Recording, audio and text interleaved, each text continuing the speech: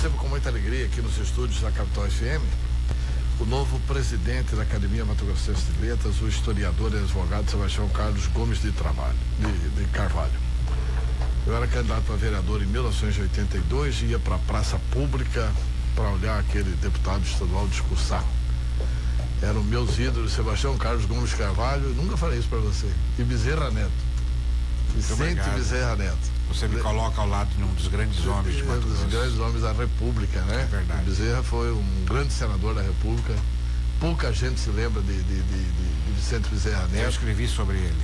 Você escreveu sobre ele, né? Pois é. Mas, Sebastião Carlos, bom dia, um prazer enorme recebê-lo aqui. Como é que está a nossa Academia Mato Grossense de Letras? Bom dia, Antero. Bom dia, Mauro. Sou eu que digo muito obrigado pelo convite, é a primeira vez que estou aqui. A academia, como você bem sabe, é a instituição mais antiga de Mato Grosso, ao lado do Instituto Histórico, né? Sempre vivemos aí, ao longo desses 97 anos, sempre com uma carência de recursos, mas com muito ânimo de trabalho. E é esse ânimo, esse idealismo, essa dedicação, esse anseio de prestar algum serviço, sobretudo uma vocação também pela cultura, que a academia tem se mantido viva, né? Mas, do ponto de vista material, lutamos com uma grande dificuldade, sempre. Sempre, né? Quais são os objetivos aí do seu mandato? Que são 2 anos, né? São 2 anos. É a terceira vez que eu assumo a Academia Mato Grossense de Letras. Aliás, fui eleito sem estar aqui. Eu agradeço muito a confiança demonstrada pelos meus confrades e confreiras.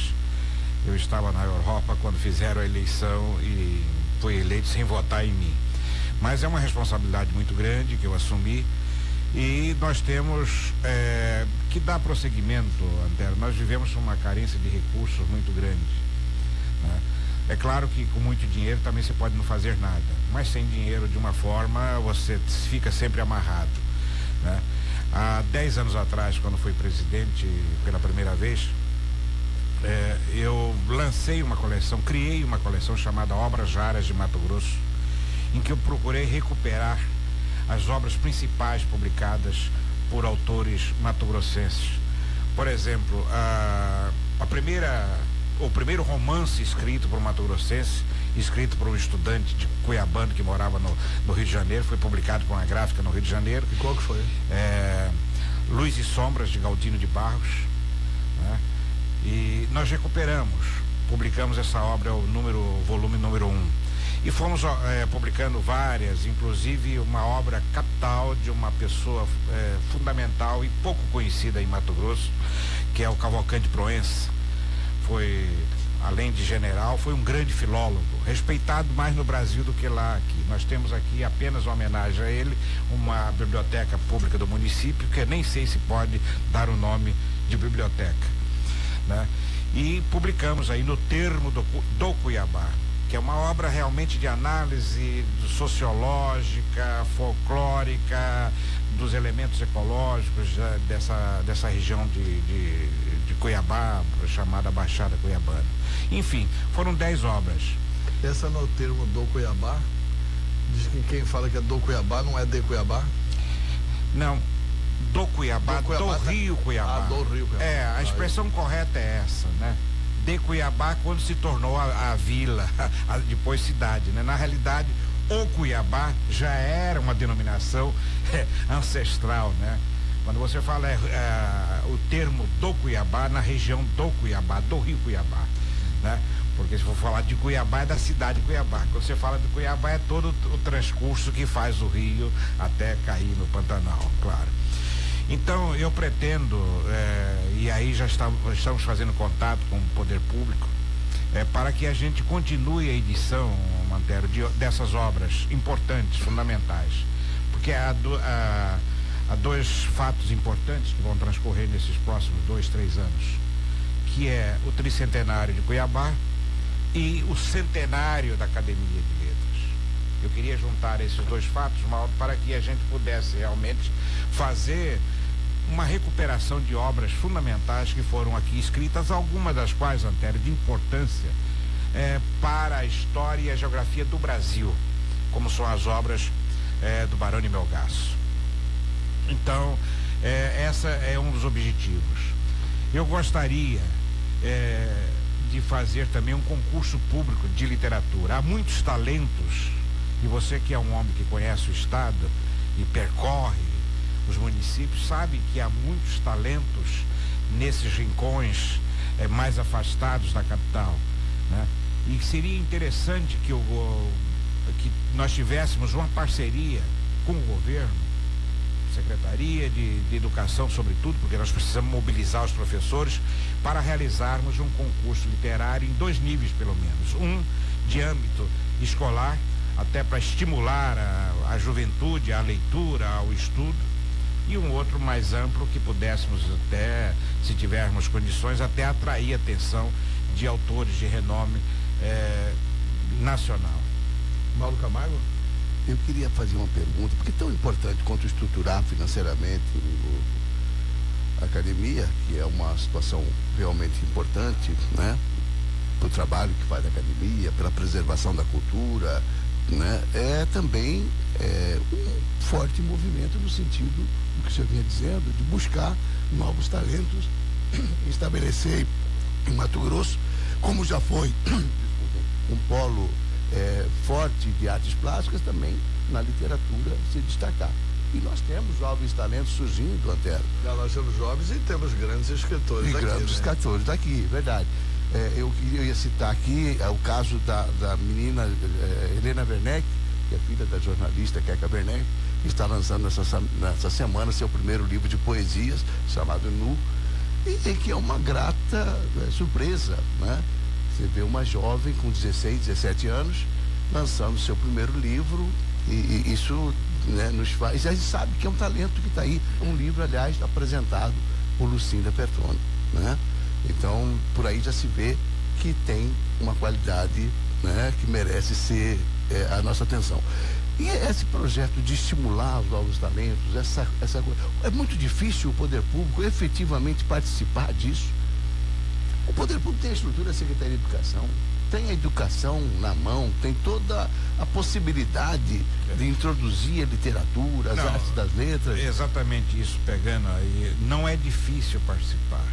O que se torna impossível é a vontade política de desejar participar. O governo, evidentemente, tem toda a estrutura possível para participar. E, sobretudo, uma Secretaria de Educação, que é uma das mais antigas do Estado, está em todas as regiões do Estado. Tem contato com todo mundo, né? Exato. E está na área, né, Antero? E veja bem, o que às vezes me deixa estupefato... Aliás, antigamente era a Secretaria de Educação e Cultura. E esporte, às vezes, né? Mas o que me deixa muito assim, usando o adjetivo da estupefação ao enojamento, é ver que o poder público, e não me refiro apenas ao atual governo, toda uma longa história aí de 20, 30 anos, tem toda a estrutura para agir, mas não tem a vontade política, certo? Quer dizer, são pessoas limitadas ao tempo, pensam no próxima eleição, pensa para o hoje ou daqui a pouco, mas não tem uma visão de futuro. O impacto que a leitura, que o conhecimento, que um livro causa a base de todas as artes, né? Na alma, causa na alma e na mente das pessoas é impressionante, certo? Eu sou fruto dos primeiros conhecimentos que tinha quando aos 8, 10 anos minha mãe me pôs os livros na mão. Quer dizer, e se isso ocorreu comigo, ocorre com dezenas, centenas de pessoas. O governo, a estrutura governamental não está mobilizada mentalmente para isso.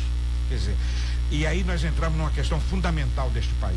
Ao lado da impunidade que existe a falta de meritocracia.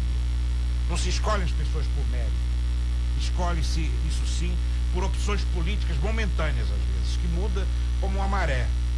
Hoje, se há um grupo político apoiando o governo, aquelas pessoas estão. Amanhã, por mais competente que eventualmente seja aquela pessoa, se aquele grupo que o indicou, ele já sai fora. Quer dizer, não há uma continuidade na área de políticas públicas fundamentais, como a saúde, a cultura e a educação e mesmo a segurança pública. E isso a gente sente a cada momento. A sua pergunta é bem colocada. O governo não teria condições? Tem condições. A outra pergunta, tem vontade política? Isso é uma questão que nós temos que colocar a cada momento. Mas também agora cabe a você, como presidente da academia, também buscar esses caminhos, né? Tentar provocar essa discussão. É o que eu estou fazendo nesse momento aqui, graças a você. O secretário Marravon, uma pessoa aberta, com uma cabeça boa. Mas tem que provocar também o secretário de Cultura. Né? Tem que puxar, é verdade. O secretário de Cultura. Mas tem mais duas coisas. Mas veja bem, talvez hoje vocês aqui, nesse exato momento, estão fazendo um serviço de extraordinária importância, que está me deixando vocalizar essas aspirações, esses sentimentos que eventualmente a gente não tem. Se for lá em alguma coisa, você marca a audiência com dias de antecedência e fica lá e passa para ser uma coisa meramente burocrática. Quer dizer, então eu acho que a imprensa também. Isso é uma bandeira de todos nós, né, Sebastião? Com certeza. A internet versus livros. Como é que o senhor avalia isso? A internet está diminuindo o gosto pela leitura, porque as pessoas leem textos longos, leem livros. Ainda como fazer essa juventude voltar a se encantar pelos livros? Veja bem, Antero, são coisas distintas. Eu, por exemplo, uso muito pouco a internet, porque você tem que saber o que escolher, o que procurar. Certo? Assim como tem coisas profundas, eu posso me conectar hoje, por exemplo, eu comecei um doutorado na Universidade de Castellón de la Plana, na Espanha, e eu acompanhei, a partir daqui, quando eu voltei ao Brasil, muitas coisas lá, porque está na internet. Ao mesmo tempo que tem isso, tem uma série de porcaria. Hoje tem, no mundo todo, mais de 6 milhões de sites. Quer dizer, tudo que você procurar na internet, e agora tem a expressão muito conhecida chamada internet profunda, que aparecem coisas que você nem conhece, certo? Quer dizer, você vai atrás. Portanto, se você não tiver uma orientação de como utilizar isso, você vai se perder num universo tão grande de coisas, e o que você vai apreender é muito pouco. Então, veja bem, eu particularmente falo da minha experiência e daquilo que eu procuro com muita luta passar para meus filhos. Você sabe a dificuldade que tem os pais hoje para passar, certo? Eu acho que o livro é e continuará a ser um instrumento fundamental. Até para mim, Mauro Camargo, o livro tem um sentido sensorial, no sentido de que eu tenho necessidade de pegar, folhear e olhar, sentir até o cheiro quando é um livro novo, certo? Então, a internet, para mim, é um meio de informação, apenas. Leio jornais, algumas revistas, alguns sites, entro em alguns debates de âmbito até alguns internacionais, em língua que eu mais ou menos entendo. Mas a internet, por si só, não é um bem nem um mal. Depende da utilização, é uma ferramenta. Eu quero citar um exemplo. Quando, em 1930, surgiu a televisão, e ela apareceu no Brasil em 1950 e poucos, né? Todos os grandes pedagogos e todos os grandes estudiosos da educação viram na televisão um instrumento fundamental. Eu fui professor durante muitos anos e falava para uma classe de 80 alunos, e isso já é muita coisa, porque o professor não tem condições de acompanhar. O ideal seria, como foi na minha época, de 40, 45. Eu tinha 80 alunos. Pela televisão, a perspectiva é de que você, como hoje para a internet, você fala para milhões de pessoas, certo? No entanto, não durou 3 décadas, a televisão se transformou numa decepção profunda. É o que você vê hoje. Se você espremer realmente do ponto de vista cultural, o que você aprende da televisão é muito pouco. Os programas culturais, embora sendo instituições, digamos assim, organizações que são autorizadas pelo poder público, é muito pouco o retorno que se dá em termos de cultura popular, né? E a mesma coisa acontece com a televisão, com a internet, e muito menos com a internet, porque a internet não tem controle nenhum, a não ser na China, que quando a internet surgiu já tinha um controle pré-feito. Hoje é impossível controlar a internet. Então eu acho que é muito importante que o pai e a escola também comece a orientar o que você pode escolher nesse universo imenso de milhões de sites, de informações. E hoje nós temos até a fake news, né? Que é a notícia falsa, até isso, já chegamos nesse ponto. Tá, grandes escritores nossos, na sua opinião. nossos de Mato Grosso. Mato Grosso que podia ser uno, inclusive, porque teve muita gente que escreveu aqui, que nasceu aqui e que brilhou nas letras, né? Como, por exemplo, Manuel de Barros, que é tido como corumbaense sem ser, ele é cuiabano, né? Cuiabano. Não, veja bem, Antero, primeiro, uma das coisas mais difíceis é você grande, quem é o maior? Quem é o maior? Carlos Drummond de Andrade ou João Cabral de Melo Neto? Quer dizer, é muito difícil. Quem é o maior? Érico Veríssimo ou Jorge Amado, etc. Você tem autores de qualidade. E o mesmo ocorre aqui em Mato Grosso. Veja bem, e voltando à questão, do ponto de vista cultural, Mato Grosso continua uno.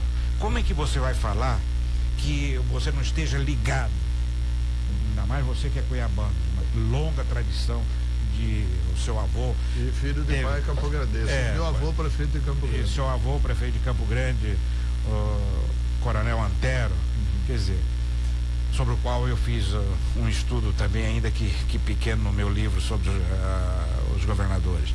Então veja bem, você está extremamente ligado a Corumbá, certo? O que chama o Rio Paraguai é uma ligação muito grande do ponto de vista cultural, a influência cultural na música, na culinária, enfim, em série da literatura, evidentemente.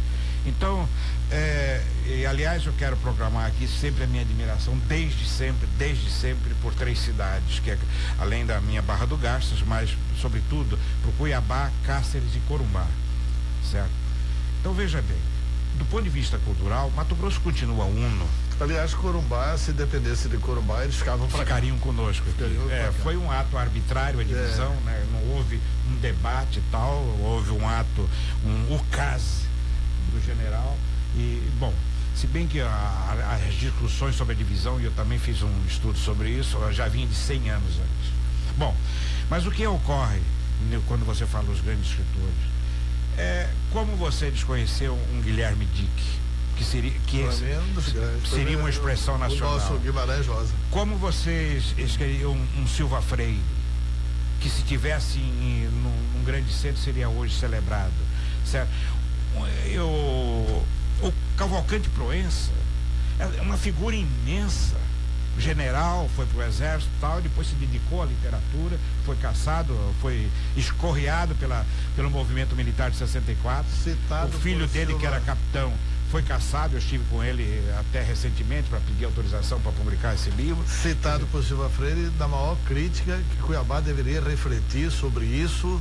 Cuiabá, que está pensando sobre 300 anos, deveria reler Canto Murmúrio para Minha Cidade, de Silva Freire, onde ele cita o ensaísta crítico Cavalcante Proença. Cavalcante Proença, quer dizer, uma grande figura, um filólogo de primeira grandeza. Agora há pouco, eu publiquei um ensaio que está nessa coleção sobre Lobivar Matos, o grande poeta de Corumbá, certo? Publicou 2 livros, Mauro, são 59 poemas, 2 livros aos 19 e aos 21 anos. Foi para o Rio de Janeiro e lá publicou esses livros. É o primeiro trabalho escrito do modernismo em Mato Grosso, certo? Ninguém conhecia, as universidades não conheciam. Foram um ou outro. Aliás, há uma situação bem peculiar, essa coisa em Mato Grosso, do desconhecimento das pessoas das artes, né? Não só na literatura, nas artes plásticas, tirando 2 ou 3, você desconhece a grandiosidade que é a produção. E aí vai para a música, para o teatro, enfim, para todas as áreas. Há um grande desconhecimento. Por que acontece isso? Porque isso faz parte desse universo do qual eu me referi anteriormente, sobre o governo. O desinteresse dos governos. Não há fomento público para a cultura. Não há fomento, não há interesse, certo? Nesses últimos anos, ao contrário da época da colônia, poder marcar uma outra reunião para falar sobre isso, que é longo, Portugal mandava para Cuiabá, para Mato Grosso, os seus melhores nomes para serem os capitães generais, certo? Cuiabá representou o avanço mais longínquo, mais extremo da conquista brasileira, certo? Aqui nós estamos em terras espanholas, conforme o Tratado de Tordesilhas. Isso, então eles mandavam os melhores nomes. Nós não tivemos, a política perdeu a partir de alguns anos, algumas décadas, essa possibilidade de escolher os melhores nomes. E isso há um reflexo geral. Você veja bem, Lobivar Matos, ele tentou voltar para Mato Grosso, não conseguiu, certo? Até porque as ideias de esquerda que ele tinha na época, em 1930, quer dizer, e agora eu publiquei esse estudo sobre poeta precoce, quer dizer, que foi ele. Ele só publicou até os 21 anos, 22 anos, depois não publicou mais nada, morreu aos 31. Muito de amargura, enfim. Então, nós temos grandes nomes. É claro que há dois níveis de falar grande. Eu não gosto de falar grande, como disse anteriormente, porque você estabelece uma comparação, né? E a comparação nem muitas vezes é proveitosa. Mas você tem dois níveis. Um que seriam os grandes aqui locais, tá certo? E você tem nomes que você faria, se esse cara estivesse no Rio de Janeiro, em São Paulo, em Belo Horizonte, em Porto Alegre, seriam nomes nacionais reverenciados nas escolas. Agora, vamos lá, você tocou num ponto importante. Posso, mas só para finalizar? Não é para finalizar, não. Pode e ele responde depois do intervalo. Então, por que Belo Horizonte, São Paulo, Rio de Janeiro, Porto Alegre, Curitiba também, que hoje é um grande centro cultural brasileiro, por que essas cidades, diferentemente, esses estados e essas capitais, diferentemente da capital de Cuiabá e Mato Grosso, conseguem ter essa coisa forte da cultura e que muitas vezes independe do governo, que já é tão arraigada, tão forte, que o governo vem de arrasto? Por que há essa diferenciação? Será que é só inércia dos governantes nossos, ou será que falta um pouco de mobilização da sociedade e dos próprios artistas? Como é que funciona nos outros estados? Eu imagino, sem conhecer como é que acontece nos outros estados, que tem apoio do poder público. Cultura, se apoio do poder público... Sempre tem. Óbvio, o Sebastião tem toda a razão, sempre tem, né? Mas eu digo o seguinte, até para obter isso precisa uma mobilização. Até para sensibilizar o governo, ou não? Não, claro, veja bem, nós tivemos aqui no passado, foi uma iniciativa do poeta Ronaldo de Castro, que por sinal foi acadêmico. Sim, e o pai também. O pai também, né? Aliás, brilhante Rubens. O Ronaldo de Castro, e o Rubens mais brilhante que ele, segundo ele. Se bem que é normal, né? O filho achar o pai mais brilhante, né? E vice-versa. Mas nós tivemos aqui no governo Carlos Bezerra o DO Cultura, o Diário Oficial Cultura. Saiu o Diário Oficial normal e saiu o Diário Oficial Cultura, né? Um encarte. O Ronaldo de Castro publica as bundas no Diário Oficial Cultura. Depois eu mandei imprimir as bundas e mandei de presente, inclusive, para alguns jornalistas brasileiros. Mandei para o João Soares, que apresentou, ele leu inteirinho aquele poema sobre as bundas do Ronaldo de Castro, e que o auditório dele foi a gargalhada, etc. e tal. Enfim, eu acho que o Estado pode e deve participar mais. Aproveitando essa deixa, Antero, e antes de responder a colocação do Mauro, eu fui presidente da Fundação Cultural nessa época, por um ano e pouco. E foi aí que eu lancei, pela primeira vez, uma coleção chamada Poetas Contemporâneos, no qual lancei o primeiro livro do Ronaldo de Castro, primeiro e único. Fui o editor e o patrocinador desse livro, chamado Cuiabanália. Lancei o primeiro livro de poesia. Eu li esse livro, muito bom, hein? Lancei o primeiro livro de poesia do Dick. O Dick só tem esse livro de poesia, fui eu que lancei, eu que procurei, tirei lá dos dois. Como lancei o livro Barroco Branco do Silva Freire, lancei o Pedro Causadáliga, certo? E esse grande poeta, tão pouco falado, visto só pelo lado mais profissional, que é um grande pensador da poesia, porque no estudo que eu fiz, você diz, aquele poeta mais telúrico, o poeta mais filosófico e tal, e esse se encaixa dentro dessa segunda versão, com poemas curtos, diretos, chamado João Antônio Neto, que aí está aos 96 anos, sempre lépido, fagueiro e alegre, tal, um grande poeta. Como é uma grande poeta, a Lucinda Persona, certo? Quer dizer, então nós temos aqui nomes que precisam realmente desse incentivo. Tudo precisa do incentivo. Infelizmente ou felizmente, por mais que a gente tenha que realmente retirar a gordura do Estado, focalizá-lo nos pontos centrais, quando eu falo Estado, não Estado de Mato Grosso, mas o ente estatal, o poder público. Mas se não tiver incentivo para a agricultura, dificilmente o cara vai para o mundo. O agronegócio, por exemplo, é resultado de uma série de incentivos fiscais, financeiros e sustentado bastante sobre isso, né? E as pessoas fazem isso, Mauro, ganhando dinheiro. Imagine numa área que você não tem perspectiva de ganhar dinheiro, que é um bem imaterial. A poesia, o romance, a novela, o teatro, as artes plásticas não entra no PIB, certo? Não entra no produto interno bruto, não entra nos índices da economia, por isso não é valorizado. Nós estamos caminhando, já estamos no século XXI, estamos caminhando para um momento da história da humanidade que esses valores têm que ter um peso, como teve na Idade Média. Não teria um Michelangelo, não teria um Leonardo da Vinci se não tivesse os mecenas patrocinando e ajudando. Quer dizer, isso faz parte da humanidade. E o governo que fomenta tanto poderia exigir como contrapartida, fomenta a cultura por parte das empresas. Exatamente, né? Quer dizer, então você veja bem, nós não temos essa parte. Quer dizer, o sujeito que se dedica à literatura, ao pensamento tal, ele está geralmente à margem, ele faz por vocação, porque ele gosta daquilo, porque ele necessita daquilo. Quando ninguém é preciso ser um João Cabral de Melo Neto, mas você tem que ter condições de produzir, porque a poesia faz parte do imaginário. É impossível você conhecer o ser humano se você não é um ledor de romance, se você não gosta de uma novela, não a telenovela, a novela mesmo, o conto. Quer dizer, é isso que o governo tem que ser, não um controlador, mas tem que ser um fomentador. Assim como a imprensa tem uma grande responsabilidade e não tem exercido essa responsabilidade. Se você pegar o que a televisão, o que os jornais, um pouco mais, o que a rádio oferece em termos de cultura. Se você colocar, por exemplo, divertimento, futebol, eventos e tal, tem um peso em termos de horas, em termos de dedicação, do que você falar, como eu estou falando agora, sobre cultura.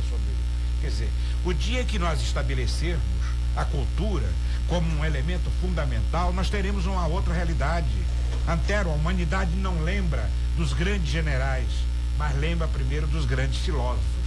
Toda a cultura greco-romana, do qual nós somos frutos, é baseada na filosofia, na literatura.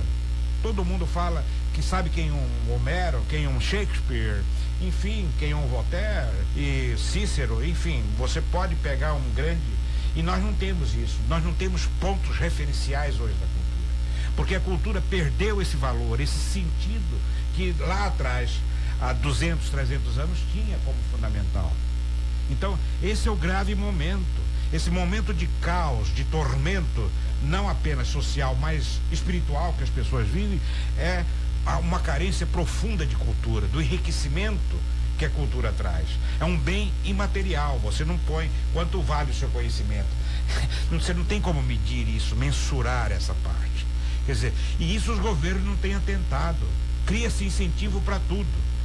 Eu, com metade de uma festa do peão boiadeiro, que há dotações aí, todos os municípios realizam, não sou contra, cada um faz o que quer, mas eu, com a metade disso, faria uma revolução cultural nesse estado.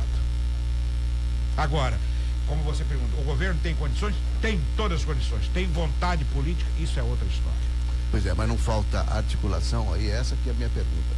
Porque assim, a turma da soja é articulada, organizada, funciona, né? Tá, nós temos que caminhar, infelizmente, porque rádio também é tempo. Que pena, nós temos que caminhar para o final da entrevista, mas eu não iria para o final da entrevista sem falar de um assunto que eu comentei aqui, e que eu acho que foi um tropeção cultural desse governo de deshomenagear Castelo Branco. Sim, deshomenagear Castelo Branco, uma estupidez. E deshomenagear Filinto Miller, outra estupidez. E que, felizmente, o governo já voltou atrás. Mas como é que a academia viu isto? Quer dizer, porque se nós somos... Eu acho que ninguém deve ser deshomenageado. Eu minha primeira filiação partidária foi no velho MDB. Eu, em nenhum momento, me filiei à Arena, que foi o partido que deu sustentação a 64. Nem por isso, eu acho que tem que tirar o nome de Presidente Médici, da Escola Presidente Médici. Ou de Getúlio Vargas, né? Da Avenida. Como é que você deshomenageia Filinto Miller e mantém a Avenida Getúlio Vargas? Quer dizer, é uma imbecilidade o que chegou a ser feito culturalmente. A pior imbecilidade, aí é que falta cultura, foi a interpretação da lei aprovada pela Assembleia Legislativa, porque a lei falava em julgamento, certo? Essas pessoas aqui do Brasil não se passou pelo processo que ocorreu no Chile e na Argentina de julgamento. Lá os generais que participaram da ditadura foram condenados, foram presos até. Aqui não houve isso. Então há um erro de princípio, e eu escrevi 3 artigos, uma sequência de 3 artigos sobre isso. Não houve nem processo. Quer dizer, a figura do Filinto Miller é uma figura que tem que ser vista em 2 dimensões. O elemento nacional, certo? Há estudos sobre isso. E há o elemento do Estado. O homem que foi o político de Mato Grosso, mais influente, embora nunca tenha conseguido ser eleito governador, foi candidato 2 vezes, não conseguiu, certo? Mas era um homem que todos contam, todos, que chegava um cuiabano, Mato Grossense no Rio, ele dava o apoio e ajudava, muitos estudaram graças a essa apoio. E dava apoio para a educação. Aí querem tirar o nome dele da educação. Quer dizer, talvez seja o político que mais apoiou os mato-grossenses na educação fora daqui. É verdade. Primeiro veio o Pedro Celestino lá atrás, porque na assim Primeira se fazia República. Na época, né?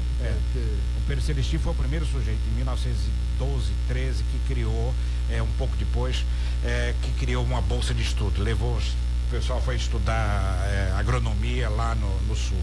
Quer dizer, então essa questão, por exemplo, o Castelo Branco. O Castelo Branco veio num processo, de certa forma, democrático, porque ele continuou um governo, prorrogou depois 1 ano, certo? Mas foi uma época, Antero, você deve estar mais ou menos lembrado, em que havia manifestações, porque os anos duros mesmo foram o do senhor Médici. Exatamente. Os anos de chumbo, certo? E os anos tumultuados do Costa e Silva. Eu vivi isso, participei. Quer dizer, o Castelo Branco teve uma postura. Queria, inclusive, sair. Ele não queria que continuasse. Não queria, inclusive, que continuasse. O movimento. Ele pertencia ao grupo chamado da Sorbonne, da ESG, né, Escola Superior de Guerra, que achava que cumpria, tirava o Jango e o síndico-comunismo, como ele chamava, síndico-anarquismo, e aí voltava a linhas de... Mas eu só queria, para encerrar, não respondi a sua pergunta, vamos responder em outra ocasião, se for permitido, mas a questão, por exemplo, desse julgamento prévio. Eu sou a favor, que só se deve dar nome a pessoas depois de 50 anos dela morta. Porque a sociedade, a história é fruto do tempo. Só o tempo é que julga, certo? Nós temos aqui inúmeros nomes, e eu falei isso no meu artigo. Se quer julgar esses, ótimo, vamos fazer um debate. A sociedade tem que opinar, certo? Porque os governos passam, um deputado passa, um vereador que deu nome para uma rua passa. Agora, esse é um patrimônio público, imaterial também. O nome de uma rua é imaterial, você não vende o nome de uma rua. Agora, ele está incorporado à sua existência. Você nasceu na rua tal, você passou a sua juventude, a sua meninice nessa rua. Quer dizer, então isso não é para deputado, para senador, para governador escolher. A sociedade escolhe, aí sim, passa pelos trâmites normais, legislativo e tal. Eu sou a favor de que nomes só devem ser dados depois de 50 anos da pessoa morta. Tá certo? Tem muitas pessoas que já têm nome de rua e que você... Quem foi para Mato Grosso? E até gente viva, né? Quer dizer, é até gente viva. Quer dizer, então, é um critério popularesco, demagógico, e eu falei de arbitrário, chamei isso no meu artigo, de autoritário ao extremo. E se fosse esse critério seu, que não é, né? Se fosse esse critério seu, os próprios políticos indicariam com mais consistência. Exatamente. Porque Veja já não bem, teria tantos benefícios. Nomes de prédios públicos, nomes de prédios públicos, nomes de plenário de Assembleia, de Câmara de Vereadores, do Congresso Nacional. Quer dizer, a história é sempre uma vertente possível dentro do acontecimento dos fatos. O herói hoje pode ser o grande traidor, o vilão amanhã. E o vilão hoje, nós aprendemos na história do Brasil que Calabar foi um grande traidor. Na realidade, novos estudos mostram que não houve isso, traidor para os portugueses. Mas dentro de uma visão de Brasil, que seria o Brasil futuro, não foi. Quer dizer, e assim como ele, grande, o Tiradentes foi morto por quê? Porque foi um traidor da coroa portuguesa. No entanto, hoje é o herói nacional. Então, essa questão do tempo é fundamental para a história. Eu advogo, se tivesse algum poder de fazer uma lei, seria no sentido de que nome só pode ser dado depois de 50 anos, meio século. Seria o padrão de análise, em que os historiadores já se debruçaram sobre aquele nome, em que a opinião pública já se mobilizou. Porque como não ter um nome de uma principal chamado o Cavalcante Proença? E assim por diante, nome de escola, de Manuel de Barros e outros. Quer dizer, então, e por outro lado você vê tanta mediocridade dando nome à rua. Exatamente, porque é aquilo que eu falei. Nós não vivemos sob o signo da meritocracia, certo? Se você está bem com poder hoje, você tem todas as benesses, você passa a ser um herói. Amanhã ou depois você deixa, você é passado para baixo do tapete. Aqui tem o pessoal que compra a área, aí fala assim, agora eu quero que você vá lá na Assembleia e põe o nome do meu pai aqui na rodovia. E mais ou menos isso mesmo. Mas, doutor Sebastião Carlos, muito obrigado pela sua entrevista e vamos ver se estabelecemos uma rotina de 2 meses, em 2 meses você dá um pulinho aqui pra gente atualizar esses Embora momentos. A cultura precise mais do que esses 2 meses, não, mas pode eu ser acho... até, não, mas eu já agradeço, Antero, é a primeira vez que eu venho aqui. Sempre que precisar, você nos aciona. Pois não. Sempre que tiver um evento, uma necessidade de noticiar aqui. Eu sei que você tem uma audiência muito grande, uma influência auditiva muito grande aqui em Cuiabá, nessa região, e realmente eu acho que há o bônus e há o ônus. O ônus é de que você tem uma responsabilidade pública com o seu programa, certo? Dos quais esse tipo de conversa, não apenas comigo, mas com outras pessoas que estão até melhor qualificadas do que eu para falar sobre o assunto. Muito obrigado ao historiador e advogado Sebastião Carlos Gomes de Carvalho, presidente da Academia Mato Grossense de Letras.